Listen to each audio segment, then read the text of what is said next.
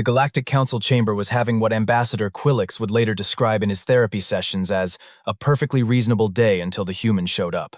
Quillix, a bird-like alien whose feathers fluffed up whenever he got anxious, which was always, had spent 3 hours mediating trade disputes between the Zorgon Collective and the Methane Breathers Union.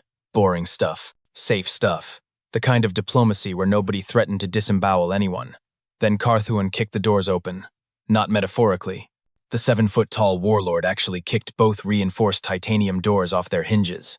They clattered across the chamber floor with a sound that made everyone's universal translators briefly glitch out. I, Carthuan of the Dreadclaw Empire, challenge the human delegation. His voice boomed through the chamber like someone had given a volcano a megaphone and anger management issues. He wore armor that looked like it was forged from the nightmares of a geometry teacher, all sharp angles and menacing spikes. At his hip hung a blade that hummed with barely contained energy, its surface rippling with what the brochure probably called ancient power, but what definitely violated several energy weapon regulations. The council went silent. Quillix's feathers poofed out so much he resembled a sentient feather duster. In the back corner, Jake Reeves looked up from his phone with the expression of a man who had just been told his dentist appointment got moved up.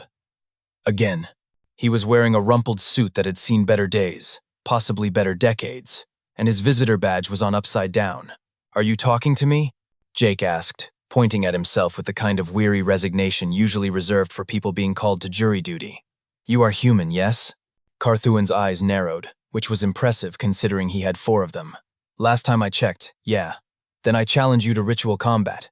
Your species claims to be worthy of council membership, yet you carry no honor blades, no ceremonial weapons.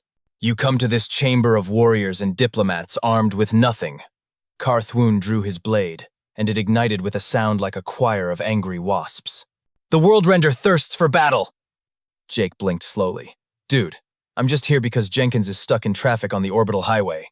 There was an antimatter spill or something." "You dare call me dude? I mean, I don't know your pronouns, so enough." Carthuan pointed the World Render at Jake, and several nearby diplomats dove under their desks. "Face me in combat, coward, or humanity will be forever shamed." Quillix made a sound like a tea kettle having an existential crisis. "Perhaps we could schedule this for next week, after proper forms are filed?" In triplicate, Carthuan's glare could have curdled milk across 3 star systems. Jake sighed the sigh of someone who just wanted to eat his sandwich in peace. He reached into his pocket and pulled out a multi-tool. It was red, slightly rusty on one corner, and had what appeared to be dried coffee stains on the handle. One of the attachments was bent at a weird angle. "Fine, let's get this over with. I've got a tuna melt getting cold in the break room." The chamber erupted in confused chittering, clicking, and one species equivalent of laughter that sounded like a malfunctioning printer. Carthuan stared at the multi-tool, then at Jake, then back at the multi-tool. "That is your weapon?" "It's got a knife." Jake clicked open the tiny blade, which was maybe 2 inches long and looked like it had last been sharpened during the Bush administration. "The first one. That is an insult to the concept of combat." "Yeah, well, the corkscrew's pretty useful too. Do you guys have wine at these things? Because honestly, that would make council meetings way more tolerable." Quillix was now stress-molting. Small feathers drifted around him like the world's most anxious snow globe. "This is highly irregular. I accept your pathetic challenge, human," Carthuan roared. "We fight now. The Dreadclaw Empire will show the galaxy that humanity is nothing but soft creatures hiding behind technology they don't understand." Jake pocketed his phone and shuffled toward the center of the chamber with all the enthusiasm of someone walking toward a DMV counter. "Sure, buddy. Whatever you say. Can we make this quick, though? I'm also supposed to fix the vending machine on level 3. And that's when Quillix realized something that would haunt him forever. The human wasn't scared. He wasn't even particularly interested. He looked like someone who had accidentally wandered into the wrong meeting and was too polite to leave. This, Quillix thought as his feathers poofed out even more, was going to be a very long day. The thing about Galactic Council ritual combat arenas is that they're designed for emergencies. Quick deploy force fields, auto-sanitizing floors for various biochemistries, and blast shields rated to contain small nuclear explosions. What they're not designed for is being activated by a panicking bird alien while 17 different species frantically clear their stuff off the chamber floor. "Everyone back! Clear the sacred circle of combat!" Quillix's voice cracked on every other word as he jabbed at the control panel with a wingtip that kept missing the buttons. "Does anyone remember the activation code?" Is it 1111 or 1234? It's 0000, Jake said, walking past him. Same as every other secure council facility, apparently. The arena shimmered to life, creating a circular barrier of blue energy about 30 feet across. Jake stood in the center, still holding his multi-tool and looking like he'd rather be literally anywhere else. He checked his watch. Then he checked it again, as if hoping time would move faster through sheer willpower.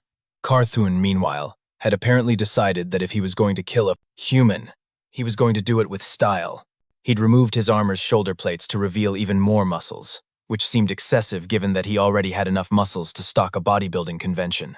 The world render pulsed in his hands, casting dramatic shadows across his scarred face. Behold! Carthun thrust the blade skyward. Energy crackled along its edge, and somewhere a sound system that nobody knew existed started playing what could only be described as boss battle music. The world render, forged in the heart of a dying star, quenched in the tears of my enemies, passed down through 40 generations of Dreadclaw warriors. That's nice, Jake said, examining his fingernails. This blade has ended 17 blood feuds, conquered 9 planets, defeated the legendary Vraxian beast of Cater V. Carthun began a series of elaborate combat forms, spinning and slashing at the air with moves that probably had names like Crimson Sunset Deathstrike and 17 Tornadoes of Doom. The world render hummed and crackled, leaving trails of ionized air. Other aliens in the observation area leaned forward, impressed despite themselves. Jake scratched his nose. The human mocks me with his silence, Carthun bellowed. What? No, sorry. I was just wondering if anyone brought snacks to this thing. These meetings usually have those little sandwich triangles. Jake scanned the crowd hopefully. No? Just me? Cool. Quillix, who had managed to stop most of his stress molting, consulted a datapad with trembling wingtips. The rules of ritual combat are as follows. The challenge continues until one combatant yields, is incapacitated, or dies. Yes, we know. Carthun interrupted, still performing his forms. He was now doing something that involved a backflip. It seemed unnecessary. Or until both parties agree to a diplomatic resolution. Quillix finished hopefully. His feathers were doing that thing again. There will be no diplomacy, only honor, only blood. Only Carthun transitioned into a new stance that looked like it came from a martial arts manual written by someone who'd never seen a spine. The glory of combat. In the observation area, aliens were exchanging currency. A lot of currency. The methane breathers had apparently put their entire trade surplus on Carthun winning in under 10 seconds. The Zorgon delegation was more optimistic. They gave Jake 15 seconds. One alien that looked like a floating jellyfish made of mathematics asked, "Does the human have any combat training? He fixed my desk chair last week. Offered a silicon-based diplomat. Very efficient." That's not the same thing. I'm just saying. He seemed very calm about it. Back in the arena, Carthun had finished his pre-battle ritual, which had somehow involved drawing his own blood and painting symbols on his face. The symbols probably meant something like death to enemies, or glory eternal, but they mostly made him look like he'd lost a fight with a marker. Human, are you prepared to face your doom? Jake clicked open the pliers attachment on his multi-tool and tested the spring. You know what? I just realized something. What? Carthun snarled. That safety railing behind you is wobbling, like, a lot. That's a safety hazard. Jake pointed at the observation deck's railing with his multi-tool. Someone could get hurt. We are about to engage in mortal combat and you're concerned about a railing? I mean, yeah. What if someone leans on it wrong and falls? That's a lawsuit waiting to happen. Carthun's 4 eyes twitched in a way that suggested his brain was trying to process this response and failing catastrophically. We, begin. He charged forward, the world render screaming through the air in an arc that would have bisected a tank. Jake took 3 steps to the left, walked right past him, and started tightening the screws on the wobbly railing with his multi-tools. Screwdriver attachment. The arena went completely silent, except for the sound of Jake humming tunelessly and the soft click-click-click of a Phillips head meeting cooperative screws. Quillix's remaining feathers gave up and just fell out. Carthun stood frozen in his follow-through stance, the world render still crackling with murderous energy, his brain apparently trying to reboot. He looked at Jake, then at the railing, then back at Jake, who was now testing the railing's stability with a little shake. Much better, Jake said, nodding with satisfaction. That was like 2 full rotations loose. Somebody could have died. Somebody is about to die. Carthun spun around, his face doing something complicated that involved all four eyes bulging simultaneously. "Face me, coward." "Hang on, I've got one more screw, there we go." Jake clicked the screwdriver back into the multi-tool and finally turned to face the Warlord. "Okay, sorry. You were saying something about honor?" Carthuin made a sound that the universal translator gave up trying to interpret and just rendered as aggressive, frustrated roaring. He charged again, bringing the world render down in an overhead strike that would have split a battleship.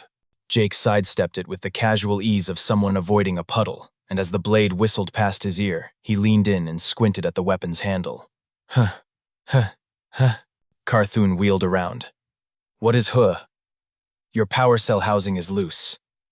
Jake pointed with the multi-tool. "See that wobble? Right there in the grip assembly? That's going to cause fluctuations in your energy matrix. Probably drops your blade output by like 15%. The world render is perfect. It has been maintained by the finest weaponsmiths of... Yeah, no, it's definitely loose. Look." Jake reached out and actually tapped the weapon's handle. The blade flickered. The entire observation deck gasped. Several aliens dropped their betting slips. Carthuin stared at his ancestral weapon with betrayal in all four eyes. That has never... Honestly, the whole energy coupling looks a bit janky. Jake tilted his head, examining the blade like a mechanic looking at a suspicious engine. "When's the last time you did maintenance on this thing?"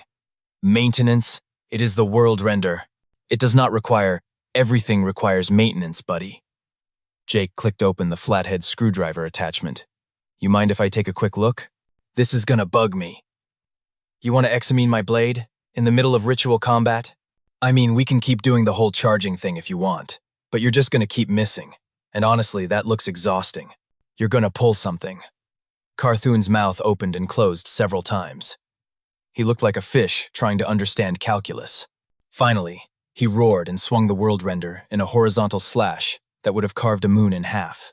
Jake ducked under it, popped up inside the Warlord's guard, and pressed the screwdriver into a panel seam on the blade's handle. The maintenance panel clicked open with a soft hiss. "Oh wow," Jake said, peering inside. "Yeah, this is worse than I thought." The world render sputtered. Its deadly hum became more of a wheeze. "What did you do?" Carthuin held the blade up, watching in horror as its glow flickered like a dying light bulb. "Nothing yet. That's all you, man. Look at this wiring job." Jake used the multi-tool's tweezers to point at the blade's internals without actually touching them. "These power feeds are crossed. And is that electrical tape on a weapon-grade energy conduit?" The weaponsmiths assured me. "The weaponsmiths are hacks." Jake clicked his tongue disapprovingly. "And these screws? They're not even torqued to spec. Hand me the blade for a second." "I will not." Carthuin swung again, a wild, desperate slash. Jake caught the Warlord's wrist, used the momentum to spin him around, and while Carthuin was off balance, simply plucked one of the blade's external mounting bolts free with the multi-tool's pliers. A panel fell off the world render and clattered to the floor. The crowd made a noise that the universal translator rendered as collective stunned disbelief. "See? Standard universal bolts." Jake held up the bolt, showing it to the audience like a teacher with a visual aid. "Not even security heads. I could take this whole thing apart with a basic toolkit from any hardware store." Carthuin looked at the bolt, then at his blade, which was now missing a panel and sparking ominously. Then at Jake, who was examining the bolt with the focused interest of someone who'd found a particularly interesting rock. This is not possible," Carthuin whispered. "The world render is legendary. It is invincible. It has conquered worlds. It's got good marketing, I'll give you that." Jake pulled out another bolt. A second panel came loose and hung at an angle. The blade's hum had now become more of a concerning rattle. "But between you and me, quality control is garbage. These internal components aren't even shielded properly. You're basically swinging around a very expensive pipe bomb." Stop taking apart my weapon. Almost done." Jake clicked open the wire cutters. "Just gonna disconnect this before it shorts out and electrocutes you. Please. There we go." Jake snipped a wire, and the world render went completely dark. He handed the now inert handle back to Carthuin, who took it with shaking hands. "You should really get a refund, honestly." In the observation deck, the methane breather who'd bet his entire trade surplus on Carthuin fainted. Well, his species equivalent of fainting, which involved turning bright purple and deflating slightly. Quillix's beak hung open so wide a small bird could have nested in it. And Jake? Jake just scratched his head with the multi-tool and said, "So, are we done here? Or do you want to go another round?" Carthuin stood there, holding what had been, up until 3 minutes ago, the most feared weapon in 7 sectors. Now it looked like something you'd find in a discount bin labeled "As Is, All Sales Final." Sparks dribbled sadly from exposed wiring.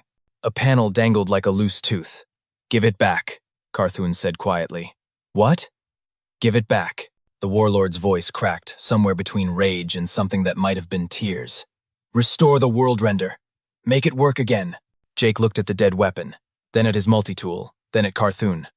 You want me to put it back together?" "Yes." "While you try to kill me with it?" "Yes." "No, I." Carthuin's 4 eyes couldn't decide which direction to look. "The combat is not finished. I have not been defeated. I merely require a functional weapon." "Okay, that's just poor planning on your part, but sure." Jake shrugged and held out his hand. "Let me see it." Carthuin clutched the world render to his chest like a child. "With a broken toy. You will sabotage it further." "Dude, it's already sabotaged. I'm pretty sure it came that way from the factory." Jake wiggled his fingers impatiently. "Come on, I've got that vending machine to fix, remember?" With visible reluctance, Carthuin handed over the blade. Jake sat down cross-legged on the arena floor, spread out the pieces that had fallen off, and clicked through his multi-tool's attachments with the methodical calm of someone assembling IKEA furniture. "So here's the thing," Jake said, unscrewing another panel. "Your energy matrix is solid. That's actually good craftsmanship. But whoever did the housing work, total amateur hour." Carthuin loomed over him, trying to maintain some dignity while watching a human disassemble his ancestral weapon like a broken toaster. The world render was forged by the legendary smith Korthax the Eternal. Yeah, well, Korthax the Eternal used cheap bolts. Jake pulled out another screw and added it to a small pile. "And his wire management is atrocious. Look at this rat's nest." More pieces came off. The power cell housing, the energy focusing array. Something that might have been important but looked like a fancy paperweight. Jake laid them out in a neat row, occasionally making tisk-tisk sounds that made Carthuin flinch.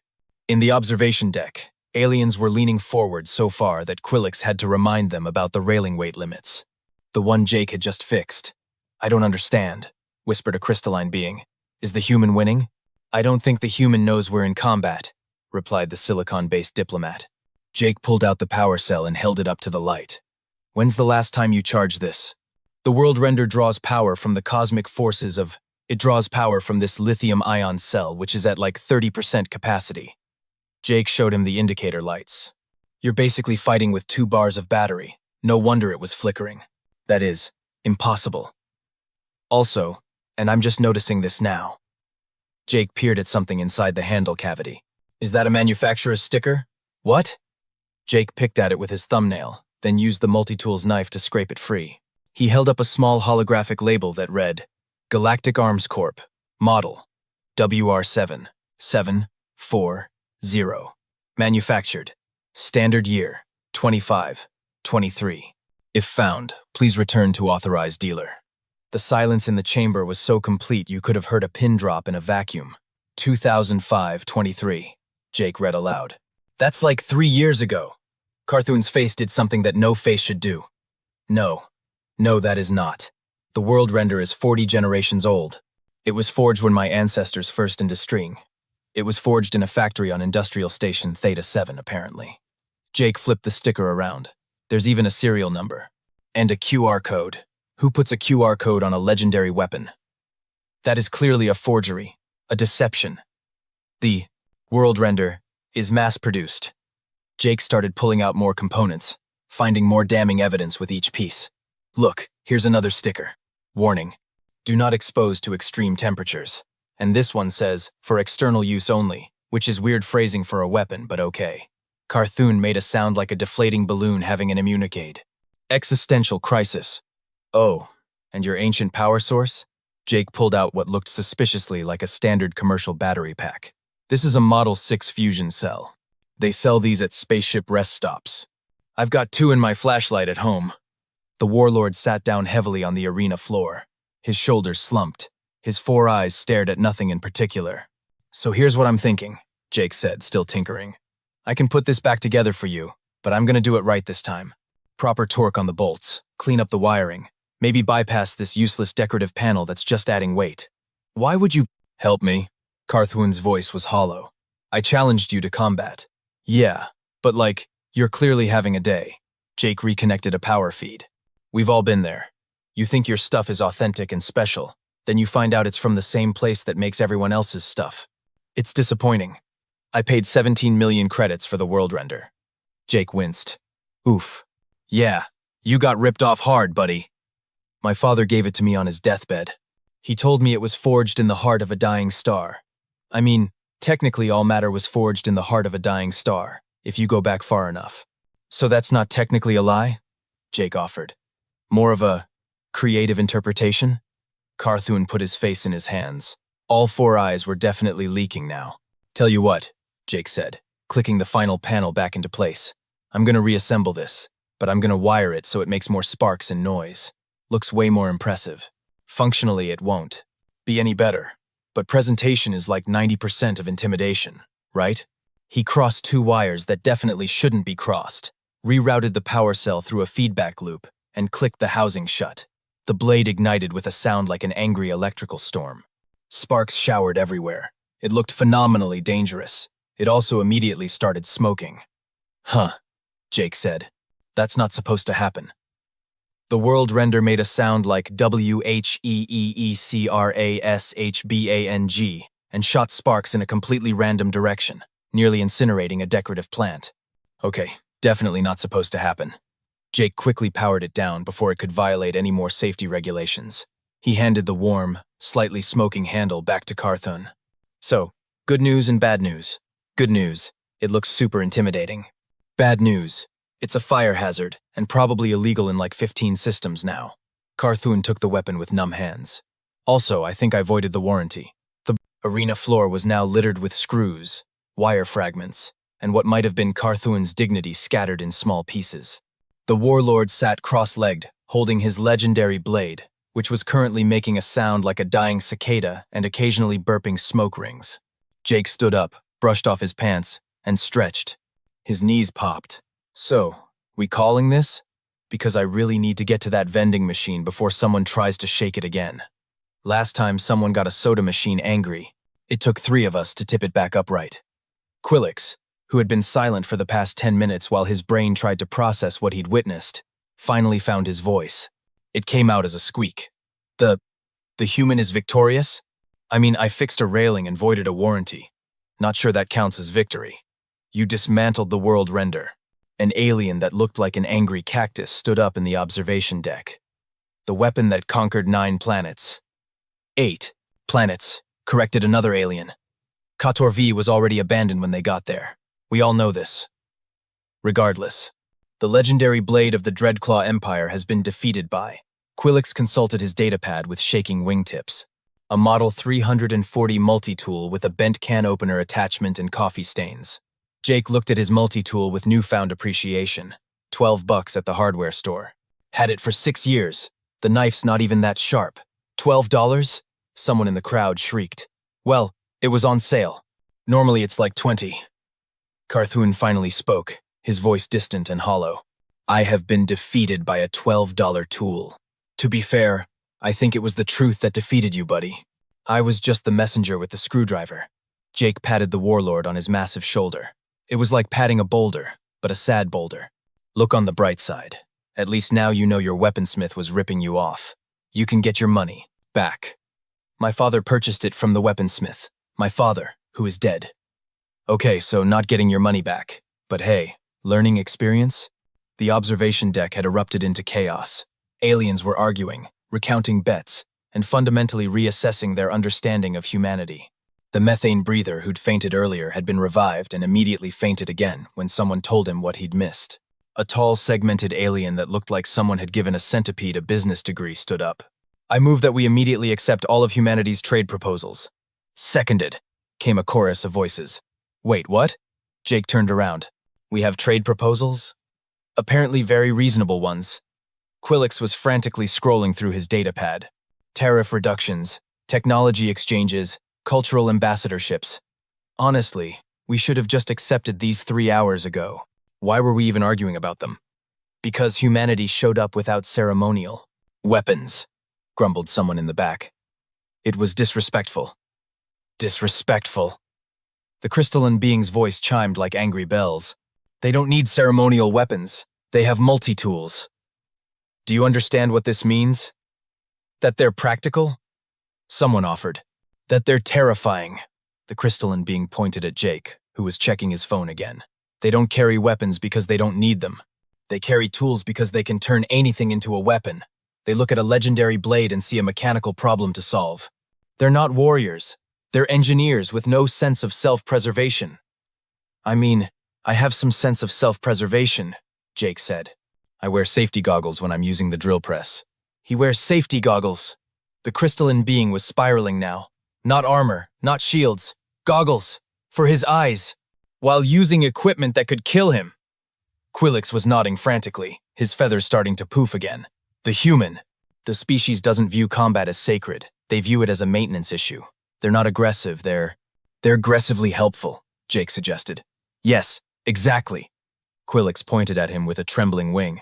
You saw a warrior's challenge and your first thought was that railing looks unsafe. It was really wobbly. It was a safety railing. Not even part of the combat. And you stopped mid-challenge to fix it. Someone could have gotten hurt. We were trying to hurt you. Jake blinked. Oh, right. Yeah, that does seem counterproductive now that you mention it. Carthoon stood up slowly, still holding his smoking blade. He looked at Jake with an expression that might have been respect, or horror, or possibly both having a fistfight behind his eyes. Human. What is your name? Jake Reeves. Jake Reeves. You have defeated me without malice. You have destroyed my weapon without anger. You have. He gestured vaguely at the pile of screws on the floor. You have taught me that my entire cultural identity was purchased from a discount weapons outlet. Well, when you put it that way, it sounds depressing. It is depressing. Carthoon's voice rose. But it is also liberating. I have spent 40 years maintaining weapon forms, practicing blade techniques, honoring the warriors who came before me, and you have shown me that all of it was, that was, theater, Jake offered. Expensive theater. Carthoon looked at the world render, then at Jake's multi-tool, then back at the blade. Tell me honestly, human, what should I carry instead? Jake thought about it. Honestly, a good multi-tool, a flashlight, and maybe some duct tape. You can solve like 90% of problems with those 3 things. And the other 10%? That's what friends are for. Carthoon stood there for a long moment, processing this. Then he placed the world render carefully on the ground, bowed to it once, and turned to Quillix. Ambassador, where can I purchase a multi-tool? What? A multi-tool, and duct tape, and one of these flashlights. Carthoon's 4 eyes blazed with new purpose. If I am to rebuild my understanding of honor, I will start with practical tools. The gift shop on level 2. Jake said helpfully. But honestly, order online. Way cheaper. The chamber fell silent again, as everyone watched the proud warlord of the Dreadclaw Empire nod solemnly and make a note on his personal datapad under what was presumably a shopping list. Quillix cleared his throat, which sounded like someone clearing 17 throats. Then I declare Jake Reeves the victor of this ritual combat. Humanity's petition to the Galactic Council is hereby— Wait, Jake interrupted. We had a petition? Approved. Quillix finished desperately. All of it. Whatever it was, just please don't dismantle anything else. Cool. Jake checked his watch. Great. So I can go fix that vending machine now? Please, Quillix whispered. Please, just go. Jake headed for the exit, stepping over the scattered remains of the world render. At the door, he paused and turned back. Hey, Carthoon? The warlord looked up. Next time you buy a weapon, check the return policy first. And with that, Jake left to wage war on a jammed Snickers bar mechanism, leaving behind a chamber full of aliens who were all quietly reconsidering their life choices. Jake found the break room 20 minutes later, and more importantly, he found his tuna melt. It was cold, slightly soggy, and the cheese had congealed into something that probably violated the Geneva Convention. He ate it anyway while standing next to the malfunctioning vending machine, which had eaten someone's credits and was now holding a bag of chips hostage behind the glass. See, your problem is the delivery spiral is misaligned, Jake explained to the machine, as if it could understand him. He opened the maintenance panel with his multi-tool, same one that had just dismantled a legendary weapon and started poking at the mechanism. Easy fix. Just gotta. There we go. The chips dropped. Jake retrieved them, along with 17 other snacks that had been stuck in there, and left them on top of the machine with a note that said, "Free machine was being a jerk." Behind him, the break room door hissed open. Jake didn't turn around. He was pretty sure he knew who it was based on the heavy footsteps and the faint smell of shame and electrical burns. "The vending machine has been conquered?" Carthuin asked quietly. "Yep, delivered the chips. Justice is served." Jake closed the panel and clicked his multi-tool shut. "You following me now?" "Aye." Carthuin shifted his weight. Without his armor and weapon, he looked smaller somehow.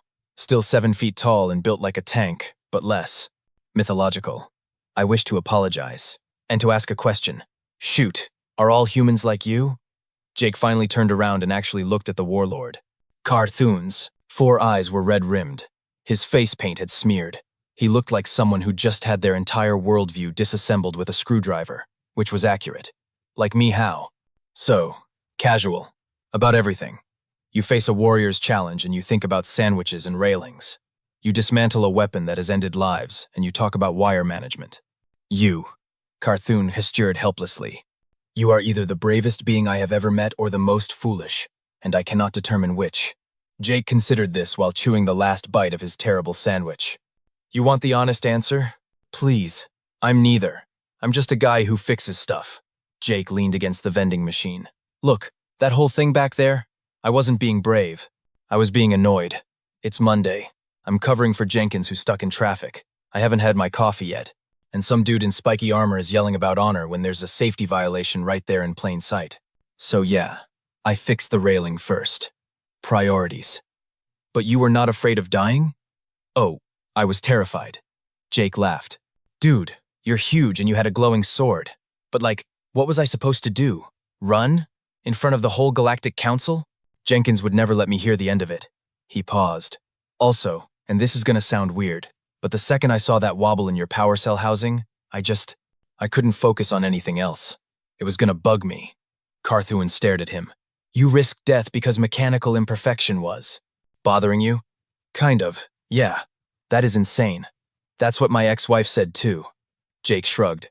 "Look, you asked if all humans are like me. No, some of us are way more impressive. Got scientists who can calculate stuff I can't even spell. Got artists who make things that make you cry. Got teachers who convince kids that math isn't torture. Me, I'm just a facilities guy who's good with his hands and bad at knowing when to shut up. And yet you defeated me. I didn't defeat you, man. Your own expectations defeated you. I just pointed it out." Jake gestured back toward the council chamber. "That blade? It was never gonna live up to the hype. Nothing does. But that doesn't mean it was useless. It's still a functional energy weapon.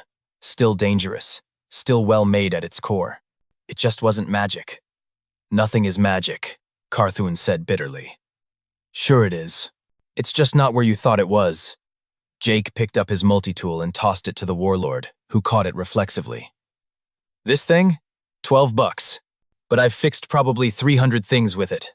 Made people's lives a little easier. Solved problems. That's kind of magic, isn't it? Not the tool itself, but what you do with it." Carthuin looked at the multi-tool like it might bite him. "You are giving me this?" "Nah, I need that back. But you can borrow it to look up models online. I recommend the Leatherman Wave. Little pricier, but worth it." The door opened again, and Quillix poked his head in. His feathers were still ruffled, and he looked like he'd aged 17 years in the past hour. "Jake, the council would like to formally thank you for your diplomatic service. I dismantled a guy's sword and made him cry. Yes, well, it was very effective diplomacy." Quillix's eyes darted to Carthuin. "Also, the Dreadclaw Empire is requesting a cultural exchange program with Earth. Specifically, they want to send warriors to learn about practical skills and preventative maintenance." Jake blinked. "You want to send your warriors to trade school? Is that acceptable?" Carthuin asked eagerly. "I mean, sure, we've got great programs. HVAC, electrical, plumbing, carpentry." Jake counted on his fingers. "Actually, yeah, we could use more people in the trades. Pays pretty good too. This is acceptable." Carthuin drew himself up to his full height, trying to regain some dignity. "I will inform the Empire. We will learn these. Earth skills. We will become masters of the multi-tool. Cool. Tell him to bring steel-toed boots. OSHA's pretty strict about that." Quillix made a note on his datapad with a trembling wingtip. And you, Jake, we need to discuss your official position. You see, you're not actually registered as a diplomat, and there's been some confusion about your credentials. I'm the janitor. Quillix's datapad clattered to the floor. Sorry, facilities maintenance specialist. They get mad when I say janitor. You're the... Quillix's beak moved, but no sound came out for several seconds. Your maintenance? Yeah, I mentioned that earlier. Jenkins is the actual diplomat. He got stuck in traffic because of that antimatter spill on the ring road. I was just here to fix the air conditioning in the council chamber. It's been making that weird clicking sound. We negotiated a major trade agreement with a janitor, facilities maintenance specialist. We were intimidated by maintenance. Staff? Jake shrugged. In my defense, I'm pretty good at my job. Quillix sat down on the floor. Just sat right down, his legs giving out. The galaxy is going to hear about this. The Dreadclaw Empire, one of the most feared warrior cultures in known space, was defeated by Earth's maintenance staff. Assistant maintenance staff, Jake corrected. Jenkins is the senior guy. Oh my stars. Carthuan handed the multi-tool back to Jake with something approaching reverence. You're Jenkins. He must be a truly fearsome warrior. Jenkins? Nah, he's scared of spiders. Nice guy, though. Makes really good banana bread. The three of them stood there in the break room, surrounded by humming appliances and the faint smell of old coffee. Outside, the Galactic Council was probably reformatting their entire understanding of human civilization. Inside, Jake was wondering if he had time to fix that leaky pipe in Section C before his shift ended. So, Jake said finally, we good here? Because I've really got to deal with that pipe situation. We are. Quillix took a deep breath. We are good. Thank you for your service to galactic peace. No problem. Just doing my job. Jake headed for the door, then paused. Oh, and Carthuan? That whole thing about honor and glory and ancestral weapons? Yes? It's not about the tool you carry. It's about showing up and fixing what's broken. Even when it's hard, even when nobody's watching. That's real honor. At least, that's what my dad always said. Your father was a warrior? My father was a plumber. But yeah, kind of the same thing. Jake left, whistling tunelessly, his $12 multi-tool clinking in his pocket. Behind him, a warlord contemplated a career change, and an ambassador wondered if he should update his resume before this story got out. In Section C, a pipe was leaking.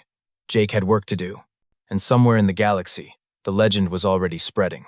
Humanity didn't need ceremonial weapons. They had something far more dangerous. They had a maintenance department, and they were very, very good at their jobs.